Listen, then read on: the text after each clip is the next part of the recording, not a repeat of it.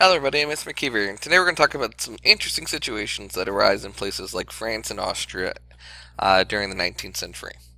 Alright, so let's begin with France. After the reign of Louis XVIII, and then Charles X, and then Louis Philippe, France finally got a good ruler in Napoleon III. Things started out great. There's actually a great process where Napoleon is starting to industrialize things, and life is pretty fantastic, except things start to change when we see the events of the Italian and German unifications play out. After issues with the Italian unification, Napoleon starts trying to make some domestic reforms to keep control in France because people are a little upset as to what took place. And eventually, when the Franco-Prussian War breaks out with Germany, everything just kind of hits the fan. And Napoleon III, if you remember, was actually thrown in jail during the conflict after he was captured. And when he gets out of the conflict, he just quits. He's like, this sucks. Being the leader of France sucks. This country is frustrating. So he leaves. And when Napoleon III left, France reverts back to republic. And this is kind of an interesting scenario as to why. Part of it's because the French could not find someone to become their next ruler. And there's still strong notions of liberalism throughout France during this time period, and we actually had a pretty significant controversy where chunks of France, particularly the rural portions of France, are looking for another monarchy, whereas Paris, which is clearly the largest and most important city in France, is actually looking to stay a republic. And why this is interesting, because it leads to a pretty clear confrontation between the urban and rural areas of France. The urban areas of France are actually really willing to kind of break away from the rest of France and their frustration of dealing with monarchs in the country. And this is actually where we see the rise of the Paris Commune situation. The people of Paris are actually willing to separate themselves from the rest of France in order to preserve the ideas of liberalism and nationalism that they have. Now, reality is that this is a terrible idea. There are moments where, you have good ideas, and there's moments where you have bad ideas. And this is a bad idea. France can't exist without Paris. Paris could not really exist without the rest of France. So, once this is all kind of hammered out, and eventually it will be hammered out, France and Paris will kind of reconcile a little bit, but the problem is they still don't have leadership. Well, eventually a leader is found. His name is Marshal Patrice McMahon, and he is going to be elected president of the Third Republic. And it's not a monarchy, it is a presidency, so there is a finite term to his rule. During the 4 years of his rule, things are actually pretty good in France. They start to really reestablish themselves as a consistent economic power in Europe.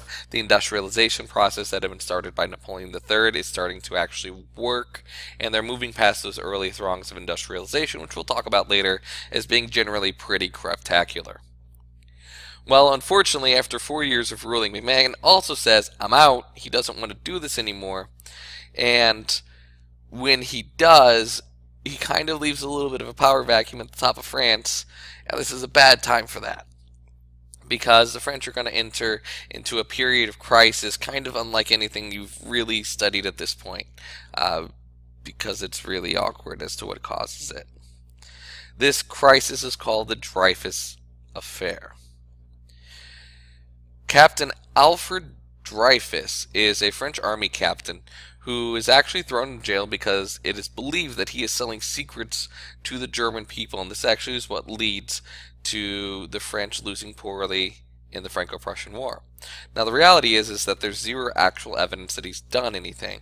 In fact, the reality today is that we are pretty certain that someone was selling secrets, but in order to prevent what could have been a bloody trial and some other issues, it was a backhanded agreement to just say, hey, we're going to throw this guy under the bus. He's going to be the person who becomes the scapegoat to all of this, and we're doing it to him because he's Jewish.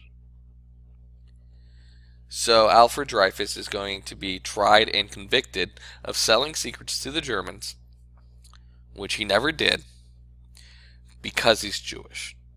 because it was easier to prosecute him than to really come to terms with the fact that the Germans just massively overpowered the French. The French were unprepared. The French military leadership completely mishandled the situation.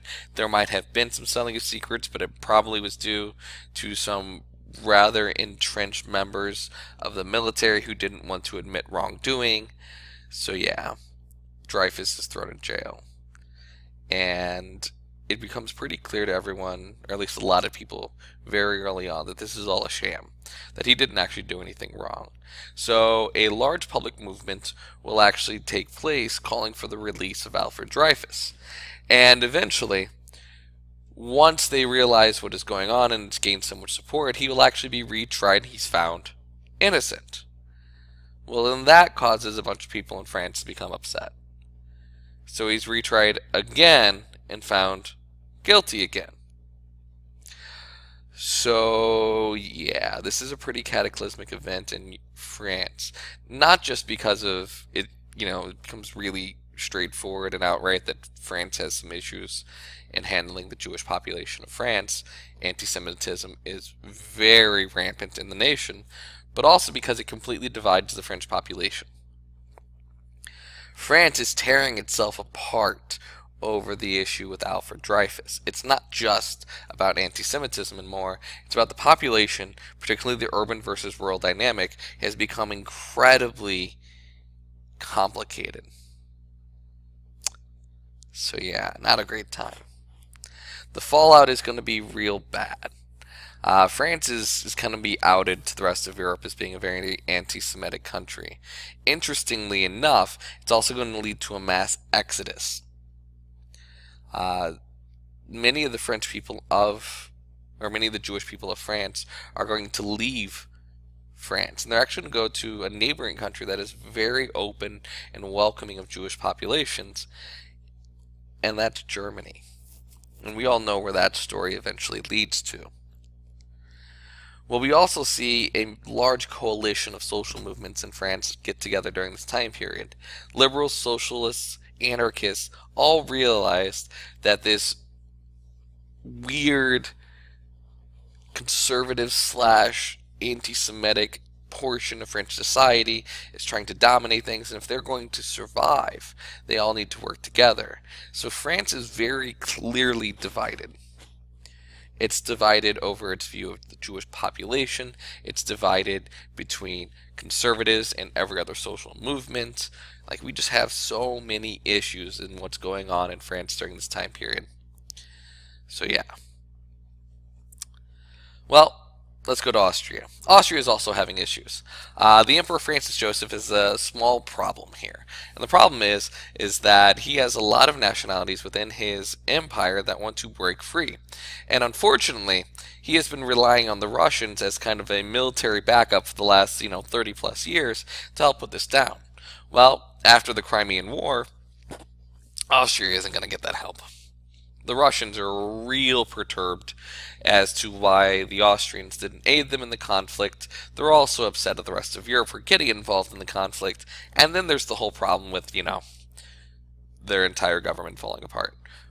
So Russia's not a factor in this. And this is going to force the Emperor Francis Joseph to try to actually come up with a solution as to what to do with the nationality crisis in Austria. So he's going to meet with some leaders of the Hungarian people and is going to try to figure out what would be an appropriate response that would allow them to feel like they've gained something in these debates, but at the same time really keep the control within his dynasty, the Habsburgs. So first step is he's going to create a representative government called the Reichsrat. This is going to be a parliament that is going to allow the various nationalities to all have representation within the Austrian government. Unfortunately, this does not satiate the Hungarians. The reality is there are more Hungarians in Austria than there are Austrians at this point, and Francis Joseph knows this. So he goes back to the bargaining table and he figures out a deal that will work with both sides, and it's called the Compromise of 1867. The Compromise of 1867 is a pretty radical agreement during this time period. it will technically split the Austrian Empire into two pieces. We now have the Austro-Hungarian Empire. Each empire has its own monarch. And how this works for Francis Joseph is that they each have their own monarch, but at this time period, he will be the monarch of both kingdoms. In the future, the Hungarians will have an opportunity to choose a different ruler, but not now. So we have a dual monarchy now, much in the same mindset that if you go back to ancient Egypt, they had a dual monarchy as well. That's what we have here. And actually the crowns fit on top of each other for that purpose as well too. So the Austro-Hungarian Empire is born. Well, the reality is this is not going to solve the other nationalist issues in Austria-Hungary now. The Hungarians got what they wanted. Well, guess what? The Czechs want that same deal. They want to be able to get that equal representation that the Hungarians got. Well, that's a problem because the Czechs are a large social group, large nationality within the Austro-Hungarian Empire, and that doesn't take into account the Slavics, the Bosnians, and other groups as well that are in this empire. So, nationalism is going to continue to be a pretty disastrous reality for the Austrian-Hungarian Empire during this time period.